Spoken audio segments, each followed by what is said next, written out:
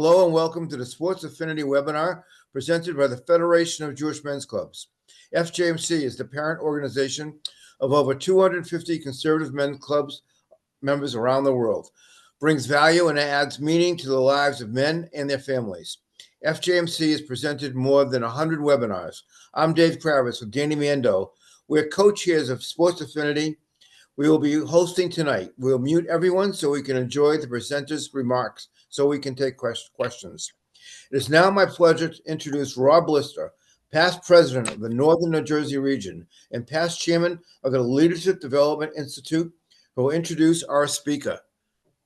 Rob, take it away. Thanks, David. You're welcome. As you and Danny might recall at the end of that last Sports Affinity webinar, you said to reach out to anyone you know who might be interested in doing an affinity session. And shortly thereafter, Mort, my dear friend of more than 25 years, was staying by me in Manhattan, working on his next project. And I asked if he'd be interested. And as you would say, David, the rest is history. So Mort Zachter was born in Brooklyn 4 months, 12 days, and 6 hours after the Dodgers played their last game at Ebbets Field. This and the fact that he grew up a few blocks from where Gil Hodges lived on Bedford Ave explains why he's a Met fan. But we're not going to talk about Gil tonight because this former attorney and CPA and adjunct professor from NYU is the author of 3 books. The first was a memoir called Doe, which won an AWP prize in nonfiction. And then he has 2 biographies, one about Gil Hodges, which was published in 2015 and was noted by Newsday as one of 10 books every Mets fan should read. And his last book, Red Holzman, was published in 2019, and he'll be talking about that tonight. Mort is currently working on a book about Nat Holman, a Naismith Basketball Hall of Fame player, and the only coach to lead his team, CCNY, to both the NC2A and NIT championships in the same year. Holman was also the first Jewish player on the original Celtics. Remember him, David? And he's considered to be the greatest basketball player in the first half of the 20th century, which most people have never heard of. So without further ado, live from Burlington, Vermont, I welcome my good friend, Mort Zachter. Okay. Thank you, Rob. Okay, everybody hear me? Yes. Good. Okay. When I wrote about Gil Hodges, my wife said to me, you spent all that time, it was 7 or 8 years, writing about someone. Why didn't you write about someone who was Jewish? And I took that to heart, and I did some research, and no one had ever written a biography of Red Holzman. Red Holzman is the only coach in the history of the New York Knicks, one of the original NBA franchises, still playing in the same city, Celtics are the other one, who led their team to a championship, and he did it twice. And he was this 5'10" son of immigrants from Russia and Romania who grew up in a house where everyone spoke Yiddish. His mother never really learned how to read English. And he became a Hall of Fame basketball coach, and he did it with a great deal of humility and just a real, he was a decent guy, as I found out writing the book. And I wanted to tell a few stories, and that's the way I'll speak. I'll tell a story about just what it is a little bit to write a biography, so you get an idea of what's involved in terms of getting access to people, especially famous people. To talk a bit about the Jewish perspective, which I'd say the most significant thing with Holzman is that if you go to Madison Square Garden and you look up at the rafters, you'll see a jersey there that says 613. And that is exactly how many games Red Holzman won as Knicks coach. And he was not even aware when they decided to do that, that was the number of mitzvot in the Torah. He was not an observant man. but it resonated with him as a Jewish person. I'll talk about A Tale of Two Reds, one being Red Holzman and one being Red Auerbach, and that probably will give you an understanding of why the Knicks have only won 2 championships and the Celtics have won 18, more than any other team. I'll talk a bit about overcoming adversity, which really is in some ways the story of Holtzman's life. And I'll talk about his relationship with, interestingly, as an older man, with a man who was a Mormon, who was half his age, who became such good friends with him that when Holtzman died, it was this Mormon, a man named Dave Checketts, who gave his eulogy. And I'll speak a bit about a love story between Red and his wife Selma. They were married for 56 years. And I'll do a little bit of a tie-in into basketball today. So I've touched on the Jewish perspective, but I think one of the interesting things I discovered writing this, and I reread the book because the book was published, as Rob said, in 19, haven't really read it or thought about it since.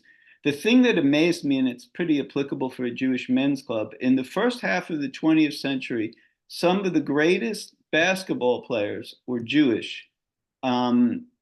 It was a game that could be played indoors, in gyms, in closed spaces, because on the Lower East Side, where there were a lot of Jews in the 1900s to the period shortly after World War II, there weren't a lot of fields to go play softball. So that was a major game. And CCNY, where Nat Holman, who was probably one of the greatest players of the first half of the 20th century, who was Jewish, was simultaneously the coach of the CCNY team and also a player for the original Celtics. He managed to do both. And in the early 1940s, Red Holzman was on his team at CCNY, and he was one of the major influences in his career. But on the Jewish theme, what really amazed me is on the original roster of the New York Knicks, most of the players were Jewish. And in fact, the first person who ever made a basket in the NBA was a guy named Ozzie Sheckman, and he was Jewish. It is something that I think now, where you have mostly the commissioner of the NBA is Jewish, but there's so few Jewish players. Back in the first half of the 20th century, when the NBA started, the upper echelons of it, in terms of the management of the league, were mostly non-Jewish, and a lot of the players were Jewish. In terms of Holtzman, I mentioned Nat Holman was a major influence in his career, and he was Jewish.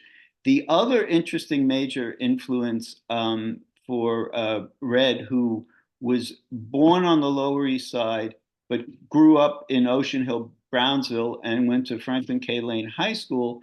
One of his coaches there for a brief period of time there, and at a place called the Workman's Circle, where Holtzman also played when he was in high school, was a man named Red Sarachek. And in the years before and after the Second World War, he was the coach of Yeshiva University. And they had a losing record, but they won a heck of a lot more games than you would have thought, because Sarachek was really innovative in terms of using a full court press at a time when it was somewhat unheard of. He had plays, specific plays designed when you were inbounding the ball after a foul or a foul shot if the other team was pressing. And people came from all over the New York area to watch Yeshiva University's practices, because Red Sarachek was had to be so creative in terms of what he did, because his players were, for the most part, either rabbinic students or pre-med, pre-law, business people. Very few of them ever ended up playing basketball. So those two individuals were major influences in Red Holtzman's basketball career. So the Tale of Two Reds. Okay. Red was born in 1920, and he grew up, as I mentioned, in Ocean Hill, Brownsville. And about 10 miles away, born 3 years before, was Red Auerbach. And Red Auerbach was another Jewish basketball player. Auerbach went to the Easton District High School, and he went later to George Washington University. And they both, after their college time, were in the Navy, and they both served in North Carolina, and they knew each other. And Holzman was playing on the Navy basketball team for the most part. That's what he did, that and other stuff during World War II. And Auerbach at that point was not as good a player as Holzman, and he kind of went into coaching while he was still in the Navy and taking some of the Navy teams and going to play games in Washington, D.C. to make some bucks on a Sunday. So after the war ends, Holzman becomes one of the better players in the NBA. He's drafted by the Rochester Royals. He's picked by them. And he plays on a championship team in 1951. It's the one and only championship Rochester has ever won. During this time, Auerbach has already started to coach in the early days of the NBA. And one of the people he coaches for is a guy named Kerner, who owned the Hawks team that was originally in Milwaukee and then switched to St. Louis. And the only season that Red Auerbach ever had as a coach in which he lost was when he was coaching the Hawks. So he had a disagreement with the owner, Kerner, about player selection. Kerner wanted to say who the players were. Auerbach didn't listen, and he basically quit. And luckily for him, he got a job working for a man named Walter Brown, who owned the Boston Celtics. And Walter Brown knew enough that he was a hockey guy. And basically, they had instituted basketball in Boston Garden so that they could have the place filled up on nights when there wasn't a hockey game. And Auerbach from day one pretty much had carte blanche with the team. So in the early 1950s, Holzman's career kind of ends, and he ends up playing with the Hawks, who were at that time in Milwaukee. And Kerner fires the then coach, who was a friend of Holzman's, named Fuzzy Levain, who was another New York City basketball player. And Kerner says to Holzman, I want you to coach the team. I'm firing Fuzzy one way or the other. And with that, Red Holzman decides to take over. He says, I don't have much of a choice. I want a job. And it was a disaster. The team moved to St. Louis, and Kerner was not the kind of owner who really gave the coach much choice in terms of player personnel. And in 1956, there was an NBA draft, and the player that the St. Louis Hawks could have picked they had the number 2 pick, was Bill Russell. And they passed on Bill Russell. St. Louis was a southern city, and they didn't think Bill Russell would fit in too well. And so they passed on him. And Red Auerbach was overjoyed because the Celtics picked him. And in the next 13 seasons, the Celtics won 11 championships, which goes a long way to explaining why the Knicks only won 2 and the Celtics have won 18.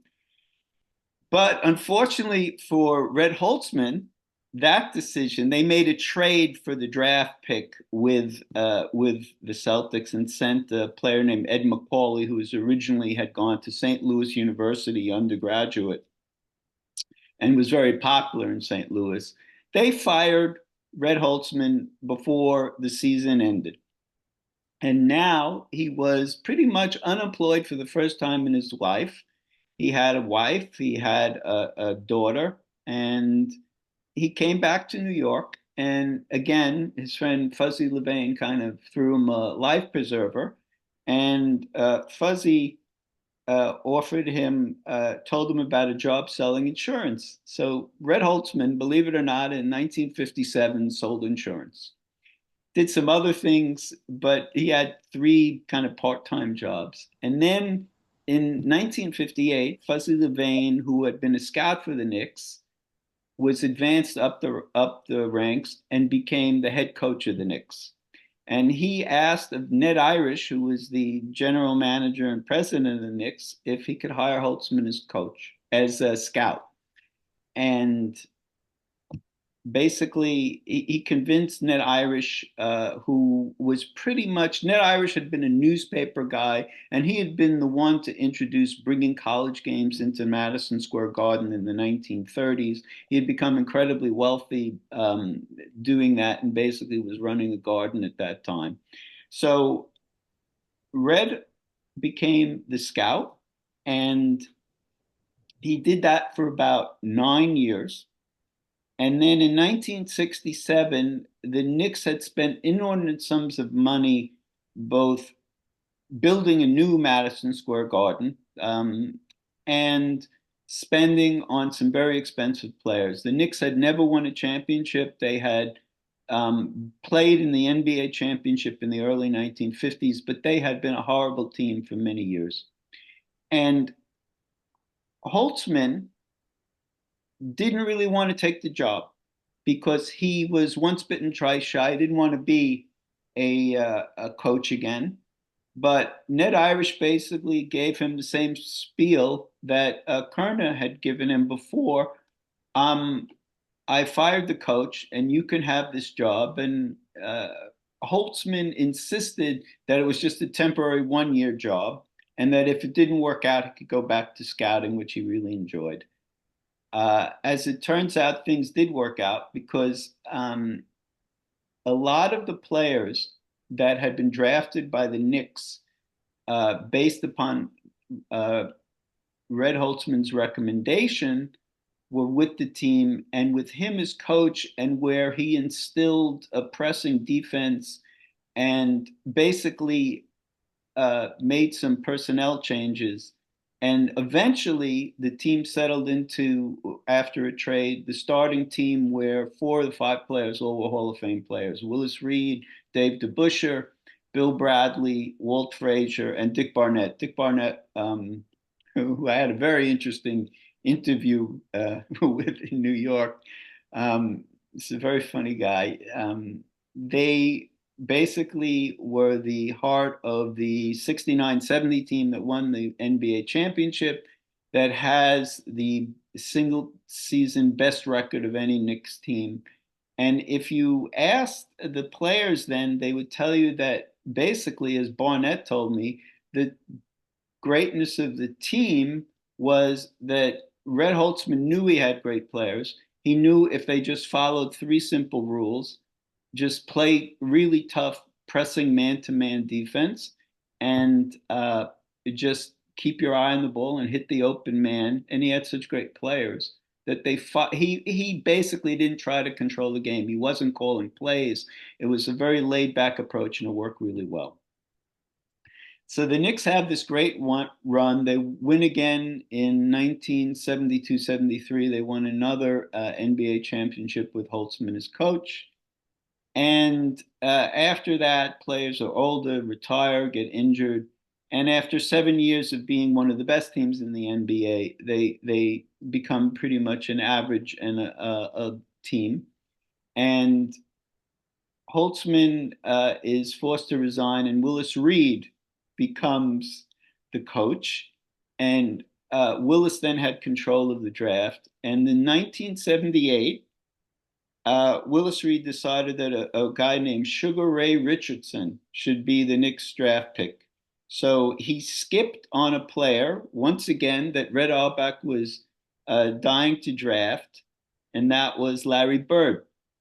So that was another case of the two Reds where poor Red Holzman just ended up, with the opportunity to pick the right person, but didn't.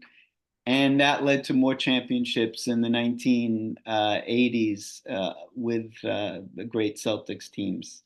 So what happened was Reed was subsequently fired. Holtzman came back. He coached for 4 years, but in retrospect, afterwards, he basically said, I shouldn't have even bothered to come back.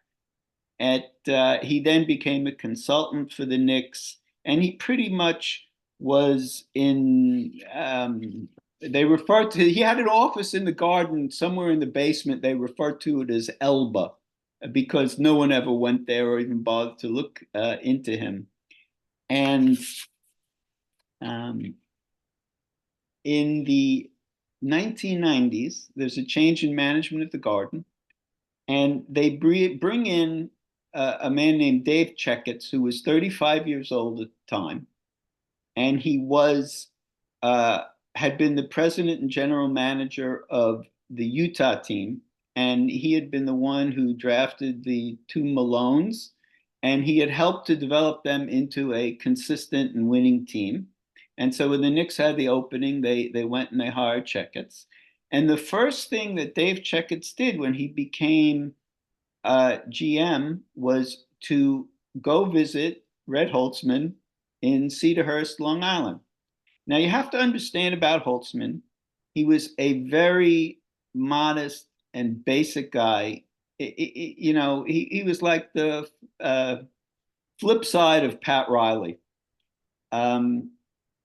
When the Knicks were at the height of their fame, Selma, Red's wife, was outside, and two kids came by on their bicycle, and one said to the other one, "You see that? That's Red Holtzman's house." And the other one said, "Are you kidding? Red Holtzman, coach of the Knicks, he wouldn't live in a dump like that." So come back about 20 years later. Here's Dave Checketts taking a limousine from New York City. He gets to the house and he tells the limo driver, "That can't be the right house. Can't be." And he goes, "No, that's the address you gave me." And he went in, and Red Holtzman lived in the same home, even though he could afford much better, that he bought in the mid 1950s when he was still a player. So the thing is that Checketts and he developed a wonderful relationship, and Holtzman was, for him, he referred to it as the guy that held the key. And by that he meant that Red Holtzman understood the New York Knicks better than anyone else based upon the history he'd had with the team. And he used Holtzman as a confidant when he was making decisions to kind of bounce things off of that he shared just with him and didn't have to share with the rest of his staff. So, for example, the first major decision that Checketts had to do was he wanted to hire Pat Riley as coach, but Pat Riley didn't want to come to the Knicks unless they signed Patrick Ewing. But by the same token, he wanted to negotiate a fair contract with Ewing. So Holtzman was someone who gave him advice on something like that. But with Dave Checketts, and Holtzman was back. Now he was in his 70s in the 1990s, and he again went to every Knick game. Riley had offered him the job of being his assistant coach. Riley liked to have a coach who was an older guy and a younger guy, but Holtzman didn't want it. He wanted to sit in the stands next to Selma, his wife. Selma loved basketball, went to every game, scored the games, actually kept track of the baskets, the free throws, personal fouls. I guess it's good advice if you want to be a successful coach and not have any problems. Have your wife love basketball. But Willis Reed, who was a center on the great Knicks teams, told me that she made a wonderful chicken soup, and that every time he got a cold each winter, she would send him the chicken soup. So you can do what you want with a book sometimes. So in the appendix to the book, I have Selma's recipe for chicken soup. They really were, from everyone I spoke to, especially Ira Burkhardt, the Pulitzer Prize winning writer for the New York Times, knew them well. And he said they just they just loved each other. And a classic case of a long-term marriage like that. Selma died in July of 1998, and Holtzman died about 3 or 4 months later in November. Um, um,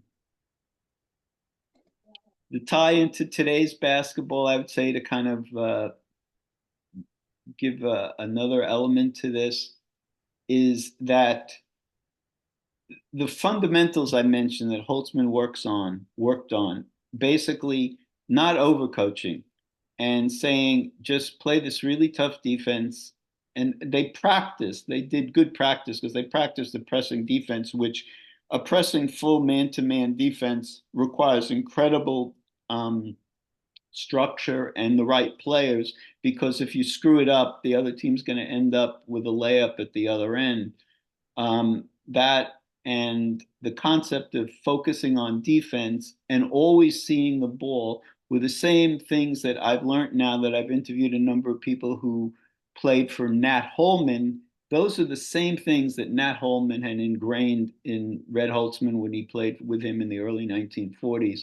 And basically, basketball, it was originally designed by Naismith, and how it was largely played in the early days, this is before a 24-second clock, was basically passing the ball and constant movement. And that was what Holman instilled in his players, what Holtzman instilled in his players. And then the most famous of his players to become a coach was Phil Jackson. And some of the concepts of Phil Jackson's triangle offense that was so successful in Chicago. He obviously had great players like Michael Jordan, and later with Kobe and Shaq in Los Angeles, and he won 11 championships. Interestingly, to get to the point about when you write a book like this, I wanted to interview as many players as I could. And one of the first players I contacted was Bill Bradley. Bill Bradley, for those who don't know, was a Rhodes Scholar. He was one of the great basketball players in Princeton history. He led the team to the NCAA finals, and they defeated they defeated a Michigan team with Cassie Russell, an incredible competition between those two that later continued with the Knicks, because on those great first championship team, Cassie Russell was a part of the team too. But the point being, I contacted Bradley, and he was incredibly gracious. He invited me up. He worked at that time, I don't know if he still does, for a company called Allen and Company on Fifth Avenue in New York, in the old Coca-Cola building. And he was really amazing. He's 6'5", but somehow he positioned himself immediately. He didn't loom over me. I don't know how he did it, but he was incredibly gracious and with his time, and answered all my questions. And I kind of challenged him on one or two things about Holtzman, because I'd read things that Holtzman was pretty much a generation or more older than his players. And in the 1960s, that was a pretty big void. But he answered honestly, and I enjoyed speaking with him. And at the end of the interview, he said to me, "Have you spoken to Phil?" And I said, "No, I've tried multiple times, but I have a feeling he's not in the mood." This was 2017, 2018. Phil Jackson had just been fired by Dolan as the president of the Knicks. And I told Bradley, I have a feeling he really doesn't want to relive a lot of this. And Bradley's voice went up a little bit. He said, "Oh, I think you'll be hearing from Phil." And the next week, I got an email from Phil Jackson that said, I heard you gave Bradley a really hard time. I'd be glad to speak with you about Red. I was his whipping boy, so I have a lot of good stories. So after giving me such a hard time, when I actually ended up interviewing him, and it was a phone interview, he was driving across Oregon. And I asked him one or two questions, and he just started talking, and I taped it, and he spoke for about 2 hours. It was a really interesting interview with him. I had mentioned earlier about Dick Barnett. I was supposed to meet him in a restaurant in Midtown. He was in New York on some kind of business for the NBA and was staying in this hotel, but the restaurant was closed. So we kind of ad-libbed, and he said to me, "Okay, just come upstairs." And he gave one of the people in the hotel like $10, and we went into an empty hotel room that was in between getting changed, like the sheets hadn't been done, the towels were dirty, and that's where I interviewed him. And he actually um, he had kind of kept the team level.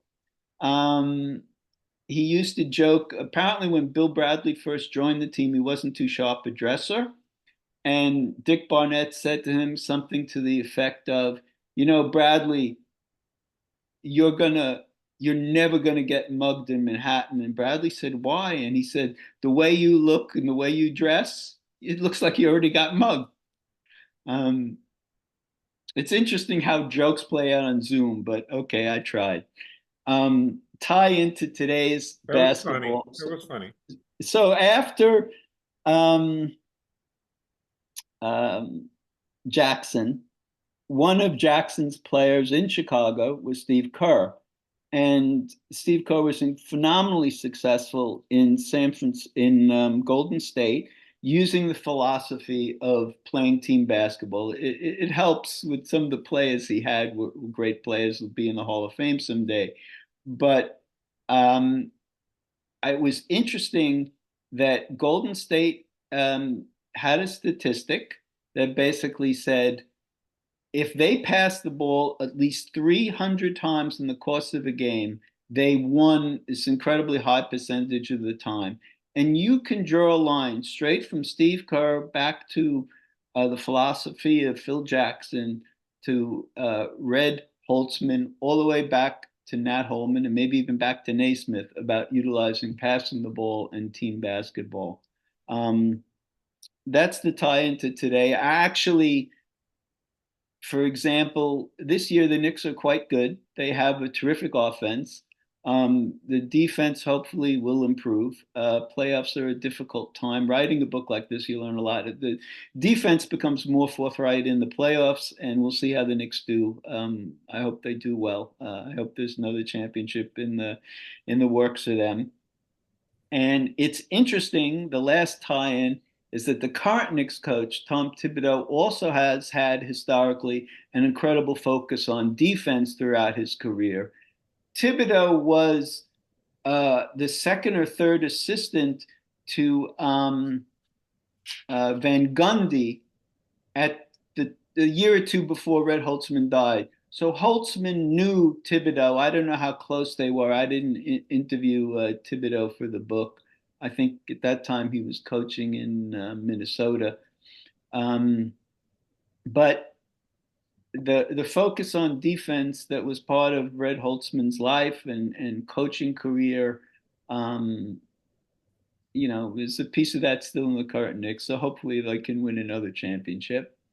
And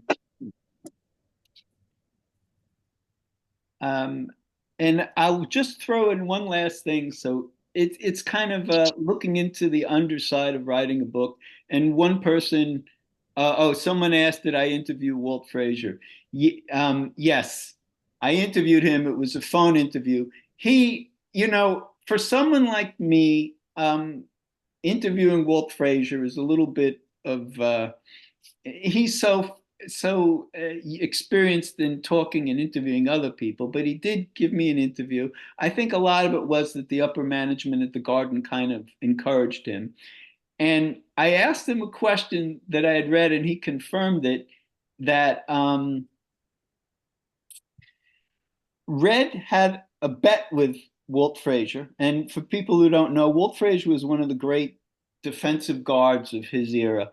And Red was prideful. And when Red played, they used a two-hand set shot. A lot of players, the taking a jump shot was still in the realm of being a shot that wasn't a high percentage shot. And this is all before the 24-second clock. So Red made a bet with Walt Frazier. At the time, Red must have been about 50. Walt was at the height of his power in his 20s, that he could sink a set shot against Walt Frazier. And Frazier, basically, every time Red tried to shoot it, Walt Frazier blocked the shot. And I asked him about it, and he said it's real simple. When someone takes a set shot, it's almost like you know, their feet have got to be set. And anytime I saw Red just set his feet, I just went up there and blocked the ball. So I interviewed Frazier. Was there another question? No. Okay. There's So, yeah, so yes. Mort, we also got questions sent to us beforehand that actually tie into one of the questions that's online. I find it very interesting. And then the question we got before the webinar was that Holzman coached the Knicks with really no assistant coaches. That's How many correct. assistant coaches did he have during his career? Blah, blah, blah, blah, blah. And now compare that to today, when they don't have enough room on the bench for all the assistant coaches. So the question is, tying into the question that we have here on the chat, how do you think he would do in today's NBA as a coach? um, it is correct. The first go around when he coached the Knicks, he didn't have an assistant coach. But one of his players in that first go around was Butch Beard. And the second time around, Butch Beard became his assistant coach. I think Red Holzman would have an incredibly difficult time with the players today in terms of the focus is really more on offense than defense. And in his mind, the focus on defense was going to create your offense. It's going to create turnovers. It's going to create fast breaks, and that's how you win games. He was a huge believer, and the same concept that Nat Holman had. If you're going to be on the court and take a break or take it easy, do it on the offensive end, not the defensive end.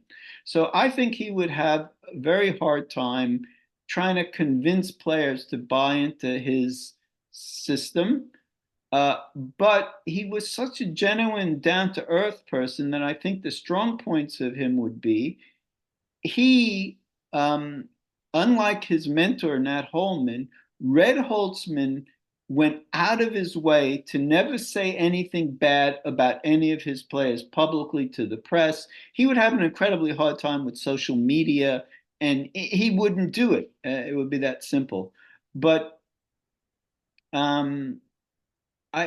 it's really hard to judge because, you're talking about a man who coached and learned the game of basketball 60, 70 years ago, and the highlight of his coaching was 50 years ago. I would have to think if he was with that philosophy today and he got the right players who bought into the system, the kind of players that Steve Kerr had in Golden State 2-3 years ago, he probably would be very successful. Because one of the things Butch Beard told me was he and Mike Glenn and some of the other players who played for him told me he, more than any other coach they had ever had, basically gave them carte blanche what to do. He let them call their own plays. He let them adjust to what the defense was giving them. And, again, and basically that's another thing in terms of basketball. If you have really great players, it's a heck of a lot easier to win a championship. Any other questions? One of the other questions, and you alluded to it in your introduction, why was Jews so prominent in the beginning of the NBA? And, well, you already kind of answered it. And do they still have a great presence? I guess they have a presence in the back of the house, but why was it so popular, such a popular sport for Jews? You don't think of Jews as athletes in general. That's true. It was very. I'll say there are two reasons to answer that why Jews were so.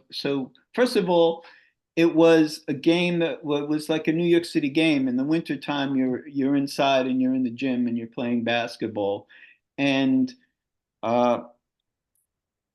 the focus, because basically the focus was on ball control, and height didn't matter as much. Being able to move, to pass the ball, were the key criteria. And the heights of players, really, if you were more than 6 feet tall and playing in the 1930s or 40s, that was, you were pretty much the center on the team. So even though Jewish players might not have been, as a general rule, taller, the height wasn't as much of a factor. And I would say Jews were also prominent, and it's really a racial issue.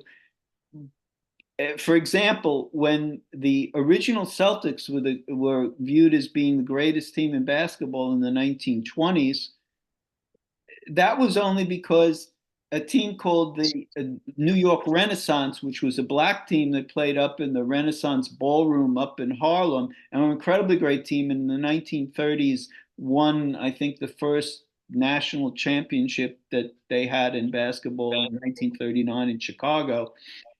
The game wasn't integrated until after Jackie Robinson in the 1940s. So I think that was part of it. The competition, some of the greatest athletes, the Celtics in the 1920s, believe it or not, had some very famous games against the Renaissance, playing in front of thousands of people, which was a very big crowd then. You're talking at a time when baseball was the preeminent sport, and football was probably the second most popular. Basketball was way down there. So I think also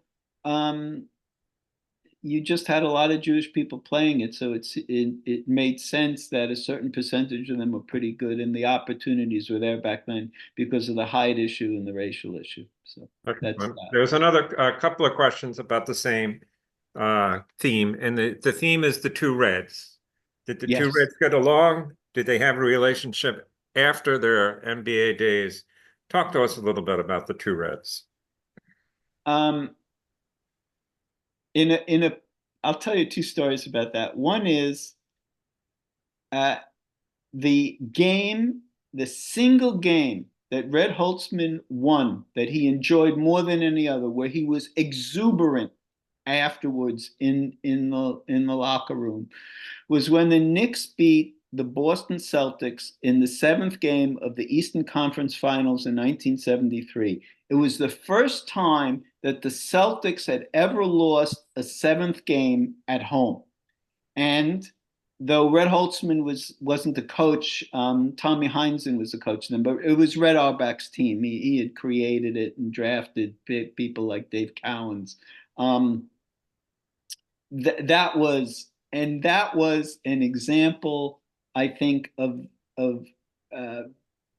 on a public level, there was this competition. You cannot, and I've interviewed now a lot of athletes, you cannot understand how competitive these people are. When I interviewed Sandy Koufax for the Gil Hodges book, and I discussed the pitch that he threw to Hodges when Hodges was at the end of his career playing for the Mets, and the Dodgers won the game, outrageous score, and the home run was one of the few runs that they scored. It must have been like 50, 60 years later. Sandy Koufax was still upset that he gave up that home run pitch to Hodges. So in terms of those two, publicly, they were incredibly competitive.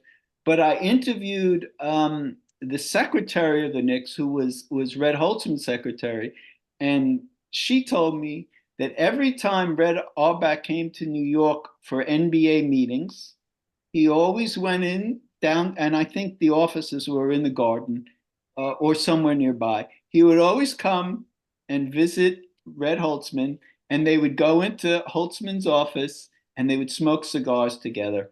And I guess the last point was near the end of Holtzman's life, he was up in Springfield for basically the Hall of Fame weekend when they inducted new players. And they ride the older players around through Springfield in old cars that are open. And Red went there first, and he was given a car. He said, okay, this is for Red. And then later, at the very end, literally when it's ready to start, Red Auerbach shows up. And it turns out Red Holzman was in Red Auerbach's car. So Red Holzman told the driver, start driving. I'm Red Auerbach. You should just drive. So there was this competition, but yet I have a feeling when they weren't publicly seen, they probably had a decent relationship. Oh, actually, here's a great question from my Canadian friend. What kind of money were they making at the time? Did they need a second job? I love that question. Red Holzman, when he got a job as a scout, which he was happy to get in 1957 or 8 with the Knicks, he was making $2,500 a year, which when I wrote the book, I think I did the inflation adjustment, was something like 20,000 something dollars a year. He would often say that there were times in his life when he had a lot and times when he didn't. So the salaries back then were really, I mean, when you think about what the players are making today, it's really usually different. I don't think, as a general rule, Holtzman had to have a second job because he lived very modestly. So I don't think he had a second job. Once he was coaching. Oh, there was a time when he did have a second job in the early to mid 1960s in the summertime. He went to Puerto Rico. There's an active summer league of basketball in Puerto Rico, and he coached there for 3 summers. He actually led this team Ponce that's in the southern part of the island to the championship once or twice. So he did have a second job, but that was more, he just wanted to have a chance to coach again and be able to exercise that part of his persona when he was scouting. Some good questions here at the end. Yeah. Did they have any kids? Did he encounter any anti-Semitism? That's a good question. As part of researching this book, I found out that Red Holzman, along with some other famous Jewish people, through the Durow, conducted interviews of different people, and Leonard Bernstein, Red Holzman, Golda Meir. And in that interview, it was like a 4-hour interview over 2 or 3 sessions. They asked them a lot and quite often about anti-Semitism, especially during the war. And he denied that he ever faced any anti-Semitism. And the questioner, the interviewer, asked him about it a lot, like often and often. And he finally got annoyed answering the question. I guess I'll answer this in terms of, as a general rule, the answer was, if you were a good competitor in basketball, from the other players, you usually didn't face it. When some of like the original Celtics would go to play in places in the Midwest, Matt Holman sometimes had to deal with it, but he was a very arrogant person to begin with. But I would say the example, it was there. It might not have been as prominent, but there was one famous instance that I found out. In 1947, CCNY was playing Wyoming in Madison Square Garden. And you have to understand, before 1951, CCNY was a Division I basketball team. They played the best teams in the United States, and they were very competitive. And this game was at the Garden, and the coach of Wyoming yelled at the referee, who felt the CCNY were getting the better calls. He said, "Those Jews are eating us alive." And Nat Holman actually went after this guy. He heard it, and he was going to go physically assault him, but he was actually cut off by Joe Lapchick, who was a very good friend of his and a teammate on the original Celtics. So it came up from time to time in terms of competition, I guess. But believe it or not, from what I've read, it really wasn't a major issue, especially for Red Holzman. You know, I just want to read this one thing in this is the epigraph from Red Holzman wrote an autobiography, and I guess it kind of sums up his philosophy on coaching a little bit better than I would. It's a quote from the Chinese philosopher Lao Tzu. A leader is best when people barely know he exists. Not so good when people obey and acclaim him. Worse when they despise him. Fail to honor people, they fail to honor you. But of a good leader who talks little, when his work is done, his aim fulfilled, they will say, we did it ourselves. Any other questions? And that was excellent. So I will tell you, growing up in that era, and I think a lot of us, I saw references here to the Catskills, really brings back a lot of memories.